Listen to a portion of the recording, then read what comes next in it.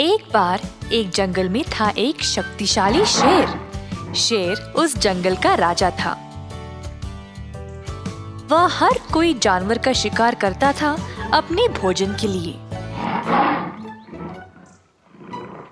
इसीलिए जंगल के सारे जानवर उससे डरते थे और उसके रास्ते से दूर ही रहते थे। अब इस वजह से शेर को शिकार करना मुश्किल हो गया। तो उसने एक चालाक लोमड़ी को काम पे लगाया।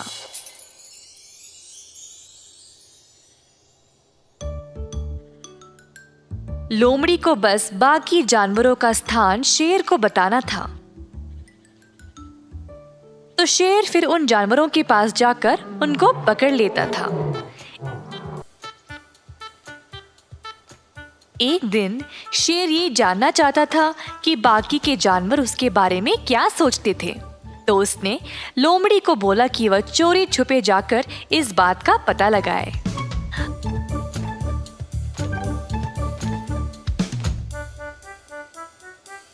अब मेरे राजा, जैसा आपने बोला मैंने वैसे ही सबकी बातें सुनी आपके बारे में। बढ़िया, तुम सच में चालाक हो। तो बताओ, सब जानवर मेरे बारे में क्या सोचते हैं? महाराज, हर कोई जानवर आपसे डरता है। आप किसी भी जानवर को आसानी से पकड़ सकते हैं, इसीलिए कोई भी आपके रास्ते में नहीं आ रहा। आप ही इस जंगल के राजा हो और इस जंगल में आपकी बराबरी करने वाला और कोई नहीं। हा, तुम क्या सोचते हो मेरे बारे में? मेरा जैसा इस जंगल में और कोई नहीं। मैं ही सबसे शक्तिशाली हूँ और मुझसे बेहतर और कोई भी नहीं। क्या आपको लगता है कि आपसे बेहतर और कोई नहीं? अगर मैं आपको जानवरों की गुप्त जगह नहीं बताता तो आप खुद शिकार कर ही नहीं पाते। शरीर का बल कोई मायने नहीं रखता अगर खुद शिकार भी नहीं कर सकते हो। अगर मैं एक दिन भी छुट्टी ले लूं तो तभी शेर को मेरा महत्व पता चलेगा। मेरे बिना उसका जीवन कितना मुश्किल है तभी उसको पता चलेगा। अगले दिन लोमड़ी शेर के पास नहीं आया। शेर इंतजार करते करते परेशान होकर खुद शिकार करने निकल गया। दूर उसको एक खरगोश नजर आया। शेर धीरे से खरगोश की ओर गया। उसी समय खरगोश को कदमों की आहट सुनाई दी और देखना चाहता था कि वहां कौन है। खरगोश ने वहां से भागने की कोशिश की, परंतु वह शेर के पंजे में फंस गया। इसी दौरान उस रास्ते एक हिरन आया जिसने शेर का ध्यान खींचा। शेर अब खरगोश को छोड़कर हिरन के पीछे दौड़ने लगा। हिरन ने देखा कि शेर उसकी ओर आ रहा है और तुरंत तेज रफ्तार से वहां से भाग निकला। शेर उसके पीछे पीछे गया, पर हिरन इतना तेज था कि शेर उसको पकड़ ही नहीं पाया। शेर अब निराश हो गया और वापस उसी स्थान पर गया जहां पर उसने खरगोश को पकड़ा, पर खरगोश तो वहां था ही नहीं। भूखे शेर को पछतावा होने लगा कि अगर उसको हिरन का लालच नहीं होता तो अब तक उसको कम से कम खरगोश तो खाने को मिलता। दूर से लोमड़ी ये सब देखकर मजे ले रहा था। शेर घमंडी नहीं बल्कि लालची भी है, इसीलिए उसके हाथ कुछ भी नहीं आया। जो था वो भी चला गया। एक बार एक घने जंगल में कई जंगली जानवर रहते थे, जैसे कि हाथी, गोरिल्ला, बंदर, चिंपांजी, हिरन और कई और। जंगल का राजा था एक चालाक और शातिर शेर। वह सब जानवरों पर रौब जमाता था और हर कोई उससे डरता था। एक दिन शेर ने सारे जानवरों को एक बैठक के लिए बुलाया। सब जानवर सोच रहे थे कि शेर को बोलना क्या था। जल्द सब हुए इकट्ठा और शेर उधर आ पहुंचा। कल से मैं चाहता हूँ कि तुम सब लोग एक नए नियम का पालन करो। इसके आगे शेर ने कुछ नहीं बोला तो उत्सुकता से डरते हुए गोरिल्ला ने पूछा, जहाँपना, अगर आपकी इजाजत हो तो क्या आप हमें इस नए नियम के बारे में बता सकते हैं? रुको मूर्ख जानवर, मैं बोलूंगा। अभी मैं इस नियम पर विचार ही कर रहा हूँ। सब जानवर अब और भी डर गए और चुपचाप इंतजार कर रहे थे।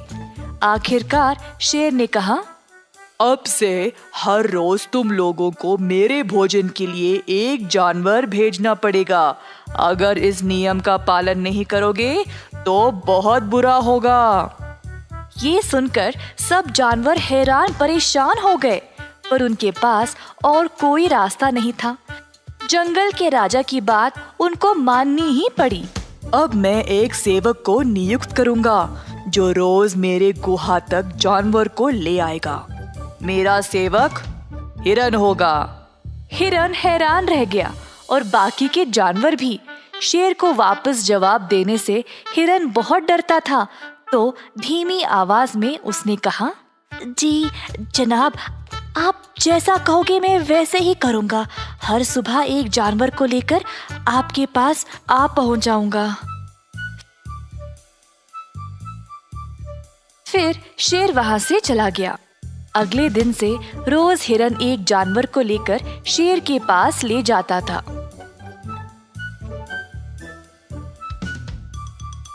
सारे जानवर इस नियम से बहुत परेशान हो गए थे, क्योंकि उनको पता था कि उनकी बारी भी कभी ना कभी तो आएगी ही ना। एक रात बहुत तेज बारिश शुरू हो गई। सारे जानवर अपने अपने घर भाग गए, पर शेर को बारिश के मजे लेने थे। जंगल में घूमता रहा, बारिश में भीगते हुए। वह इतना मग्न था कि उसको पता भी नहीं चला कि वह पूरी रात बारिश में ही भीग रहा था। सुबह सवेरे बारिश के रुकने के बाद थका हुआ शेर अपने घर वापस जाकर सो गया। जब वह जागा तो हिरन उसकी सेवा में उपस्थित था। शेर राजा, आज मैं किसको ले आऊं? बोलने के लिए जब शेर ने अपना मुंह खोला तो उसने जोर से छींका। achoo! शेर को बारिश में भीगने के कारण जुकाम हो गया था। शेर ने फिर से बात करने की कोशिश की, पर उसको सिर्फ छींकें निकल रही थी। शेर बात नहीं कर पाया तो इशारों में हिरन को जाने को बोल दिया। इसी तरह कई दिन बीत गए। इसके कारण शेर को खाने के लिए कुछ नहीं मिल रहा था। अपने गुहा में ही बीमार भूखा बैठा रहा। जल्द शेर कमजोर पड़ने लगा। शेर को इस हालत में देखकर बाकी के जानवरों ने उसकी मदद करने का निर्णय लिया। जंगल में ढूंढकर उन्होंने कुछ जड़ी बूटियों को लाया और उसका एक मिश्रण बनाया। अब ये निर्णय लेना था कि भूखे शेर को ये दवाई देने कौन जाएगा। मैं नहीं जाऊंगा। शेर मुझे देख देख कर थक गया है और मैं भी नहीं जाऊंगा। वो खतरनाक है और इतने दिनों से भूखा भी। मैं अपनी जान जोखिम में नहीं डाल सकता। अंत में गोरिल्ला बोला, ठीक है, मैं देने जाऊंगा। शेर राजा, हम सबको पता है कि आप बहुत बीमार हो, तो हमने आपके लिए ये दवाई बनाई है। कृपया इसको ले ले, फिर आप ठीक हो जाओगे। achoo! ठीक है, achoo! उधर छू रख दो, मैं देख लूंगा। गोरिल्ला दवाई रखकर चला गया। दिन पे दिन शेर की हालत और भी बिगड़ने लगी। अंत में उसने दवाई लेने का निर्णय ले लिया। अगले दिन जब शेर जागा तो वह बिल्कुल ठीक हो गया। शेर बहुत खुश था।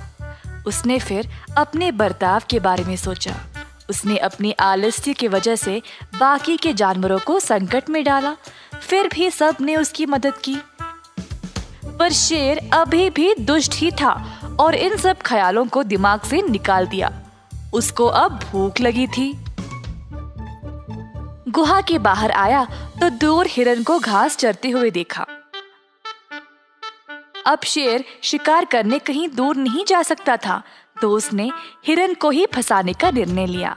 शेर हिरन के पास गया और उसी की तरह घास खाने लगा। ये देखकर हिरन हैरान रह गया।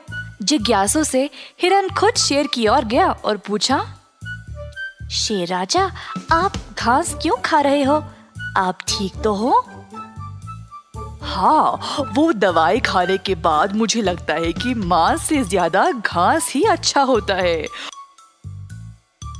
ओह, मुझे एक जगह पता है जहाँ बहुत सारी घास है। क्या तुम मेरे साथ आना चाहोगे? हिरन ये सुनकर खुश और उत्सुक हो गया कि जंगल का राजा उससे दोस्ती करना चाह रहा था और वह आखिरकार बदल ही गया। खुशी से वह शेर के साथ चला गया। शेर ने हिरन को एक सुनसान जगह पर लिया और अचानक से उस पे वार कर दिया। शेर ने अपने ही सेवक को खा लिया और बाकी जानवरों ने भी सबक सीख ही लिया कि वह शेर पर कभी भी भरोसा ना करे। हिरन को अपनी मासूमियत की कीमत अपनी जान देकर चुकानी पड़ी। इस कहानी से हम ये सीखते हैं कि अपने दुश्मनों पर विश्वास करना खतरनाक है।